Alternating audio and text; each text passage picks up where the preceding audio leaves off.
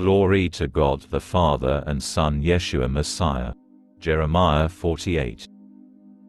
Prophecies against Moab. Concerning Moab, this is what Adonai Svo, the God of Israel, says: Woe to Nevo, for it is ravaged. Kiriathaim disgraced and captured. Misgave is put to shame, distressed. In Moab, nothing is left to praise. At Heshbon they plotted her downfall. Come, we'll cut her off as a nation. You too, Madmain, will be silenced. The sword pursues behind you. An agonized cry from Horonaim, ruin, terrible devastation. Moab has been shattered. The cries of her young ones are heard. As they ascend the slopes of Lukit, weeping bitterly as they climb, on the road down to Horonaim shrieks of destruction ring out. Flee. Save your lives. Be strong, like a tamarisk in the desert. Because you trust in your deeds and your wealth, you too will be captured. Together with his priests and princes, Chemosh will go into exile. A destroyer will descend on every city, no city will escape. The valley too will perish, the plain will be laid waste, as Adonai has said. Give Moab wings, so it can fly and get away. Its cities will become ruins, with no one to live in them. A curse on him who does the work of Adonai carelessly. A curse on him who withholds his sword from blood. Moab has lived at ease from his youth. He is wine, settled on its dregs, not decanted from jar to jar. He has not gone into exile. Therefore it retains its own bad taste.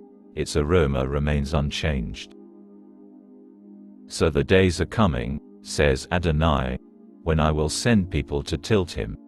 They will tilt his jars, emptying them and shattering the wine flasks to pieces. Moab will be disappointed by Chemosh then, just as the house of Israel was disappointed by Beit El, a god in whom they had put their trust. How can you say, we are heroes, warriors valiant in battle? They are ravaging Moab, attacking its cities. Its best young men go down to be slaughtered, says the king, whose name is Adonai Svo. Moab's ruin is coming soon. Its disaster speeds on swiftly. Pity him, all of you who are near him, all of you who know his name. Say, how the mighty scepter is shattered, that splendid staff. Descend from your glory, and sit in thirst, daughter living in Devon, for Moab's destroyer advances on you. He has destroyed your strongholds. Stand by the road and watch, inhabitant of Aroer. Ask the man fleeing and the woman escaping, what is going on? Moab is disgraced, indeed, destroyed. Wail aloud. Shriek. Proclaim it by the Arnon that Moab has been laid waste. Judgment has come on the plain, on Holon, Yotzer, Meviat. Devon, Nevo, Beit Diblatayim. Kiriathaim, Beit Gamel, Beit Ammon. Kiriat, Botzra and all the cities in the land of Moab, far and near. Moab's strength is cut down, his arm is broken, says Adonai. Because Moab boasted against Adonai, make him so drunk that he wallows in his own vomit and becomes a laughingstock. After all, Israel was a laughingstock for you. He didn't associate with thieves. Nevertheless, whenever you spoke of him, you shook your head. You who live in Moab, leave the cities, and live on the rocks. Be like the dove who makes her nest in a hole in the rock at the mouth of a cave. We have heard of the pride of Moab. So very proud he is. Presumptuous, proud, conceited, so haughty his heart. I know what meager ground he has for his arrogance, says Adonai. His boasting has nothing behind it, and it hasn't accomplished a thing. Therefore I wail for Moab. For all Moab I cry.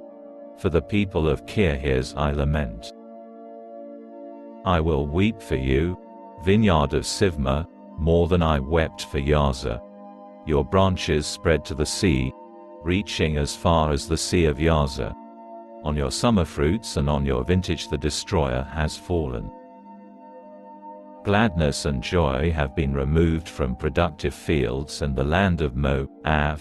I have stopped the flow of wine from the vats, and the shouts of those who tread the grapes, those shouts of joy are stilled. The cries from Heshbon to Elala are heard as far away as Yakatz. Those from Zoar to Horonaim are heard in Eglat Shlishiya. For even the waters of Nimrim have become a desolate waste. Moreover, says Adonai, in Moab I will put an end to anyone sacrificing on a high place or offering incense to his gods. This is why my heart is moaning for Moab like funeral flutes, why my heart moans for the men of Kirhirs like funeral flutes, for the wealth they produced has vanished. Every head has been shaved bald, every beard has been clipped short, gashes are on every hand, sackcloth around every waist. On all the housetops of Moab and in its open places, lamentation everywhere. For I have broken Moab like a pot that nobody wants, says Adonai. Wail, how shattered is Moab! How shamefully in retreat! Thus will Moab become an object of ridicule and distress to all its neighbors. For here is what Adonai says, look, down he swoops like a vulture, spreading his wings against Moab. The cities are captured, the strongholds are seized. On that day the hearts of Moab's warriors will be like the heart of a woman in labor.